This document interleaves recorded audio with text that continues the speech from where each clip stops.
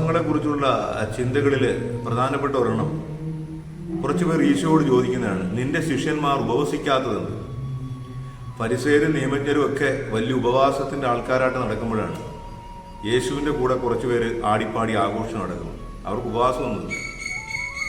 അപ്പൊ അതിന് ഈശോ കൊടുത്തൊരു മറുപടി, മണവാളൻ കൂടെ ഉള്ളപ്പോൾ മണവറ തോഴന്മാർ ഉപവസിക്കാറില്ല. മണവാളൻ അവരിൽ നിന്ന് അകറ്റപ്പെടുന്ന ഒരു കാലം വരും, അപ്പോൾ അവർ ഉപവസിക്കും. അപ്പൊ എന്താണ് അതിൻ്റെ ഒരു യാഥാർത്ഥ്യം? മണവാളൻ ഇങ്ങനെ കൂടെ നടക്കുമ്പം എന്തിനാണ് ഈ കൂടെ നടക്കുന്ന മണവറ തോഴന്മാർ ഉപവസിക്കുന്നത്? അവർക്ക് ദൈവം കൂടെ ഉള്ളതിൻ്റെ ആഘോഷമല്ലേ. അപ്പം മണവാളൻ അവരിൽ നിന്ന് അകറ്റപ്പെടുന്ന ദിവസം വരും, അപ്പോൾ അവർ ഉപവസിക്കുമെന്ന് പറഞ്ഞാൽ ഈ ഉപവാസം ഒരു ആഘോഷത്തിനുള്ളതാണ്. എന്താഘോഷം? നമ്മുടെ കണ്ണിൽ കാണാതെ പോയൊരു ദൈവം, നമുക്ക് അനുഭവിക്കാൻ പറ്റാതെ പോകുന്നൊരു ദൈവത്തെ നമുക്കൊന്ന് അനുഭവിക്കാൻ വേണ്ടി ആ ആഘോഷത്തിലേക്ക്, ആത്മാവിൻ്റെ ഒരു ഉത്സവത്തിലേക്ക് കയറാൻ വേണ്ടി നമ്മളൊന്ന് പിൻവാങ്ങുന്നതിനെയാണ്. അപ്പൊ അതിനൊരു വലിയ ലക്ഷ്യമുണ്ട്. അതിനാണ് ഉപവസിക്കുന്നത്. ആ ദൈവത്തിന്റെ സാന്നിധ്യം അനുഭവിച്ച് അതിൻ്റെ അത്യാഘോഷത്തിലേക്ക് കയറാൻ വേണ്ടി. അപ്പൊ അതിൻ്റെ കൂടെ ഈശോ അതിനുവേണ്ടി ചില പാഠങ്ങളൂടെ കൊടുക്കുന്നുണ്ട്. ഈശോ അവർക്കൊരു താക്കീത് കൊടുക്കുന്നു. എന്താണ്? പുതിയ വീഞ്ഞ് പഴയ തോൽക്കുടങ്ങളിൽ ഒഴിച്ചു വെക്കാറില്ല. അങ്ങനെ ചെയ്താൽ തോൽക്കുടം പൊട്ടിപ്പോവുകയും വീഞ്ഞ് നഷ്ടപ്പെടുകയും ചെയ്യും. അതുപോലെ തന്നെ പുതിയ തുണിക്കഷ്ണം പഴയ വസ്ത്രത്തോട് തുന്നിച്ചേർക്കരുത്. അങ്ങനെ ചേർത്താൽ വസ്ത്രം നഷ്ടപ്പെടും, കീറൽ വലുതാകുകയും ചെയ്യും. എന്ന് പറഞ്ഞാൽ ഈ ഉപവാസത്തിനും പ്രാർത്ഥനയ്ക്കുമൊക്കെ നിങ്ങളൊരു പുതിയ മനുഷ്യനാകണം.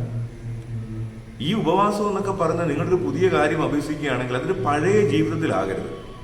അതായത് നമ്മുടെ ജീവിതത്തെക്കുറിച്ചൊരു മാറ്റത്തിന് നമ്മൾ തയ്യാറല്ല. തൽക്കാലം നമ്മൾ മദ്യപാനം മാറ്റിവെച്ചിരിക്കുകയാണ്.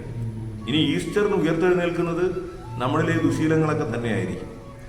അങ്ങനെ നമ്മുടെ ജീവിതത്തിന് മാറ്റം ഉണ്ടാകില്ലെന്നൊരു ഉറപ്പോടുകൂടി തന്നെയാണ് നമ്മൾ തൽക്കാലത്തേക്ക് ചില ഭക്തകൃത്യ അനുഷ്ഠാനങ്ങളൊക്കെ നടക്കുന്നത്. അതല്ല, ആദ്യം ഈ തോൽക്കുടം മാറണം.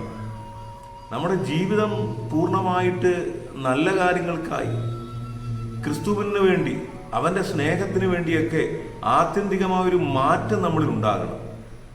അങ്ങനെ മാറി ഒരു മനുഷ്യൻ ഉപവസിക്കണം.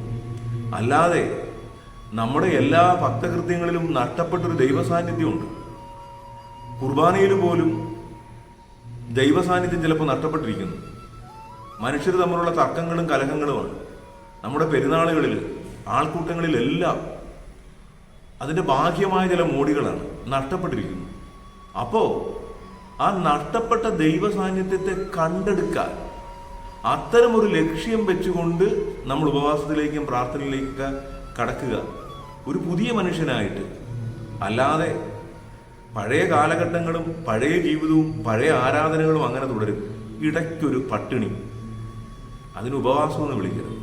ഉപവാസം ദൈവം വീണ്ടും ഹൃദയത്തിൽ തെളിയുന്നതും അതിൻ്റെ ആഘോഷത്തിലേക്ക് പ്രവേശിക്കുന്നതുമാണ്, ആനന്ദത്തിലേക്കും ഉത്സവത്തിലേക്കും. അതിന് നമുക്കൊരു പുതിയ ലക്ഷ്യവും പുതിയ യാത്രയും നമുക്ക് ആവശ്യമാണ്.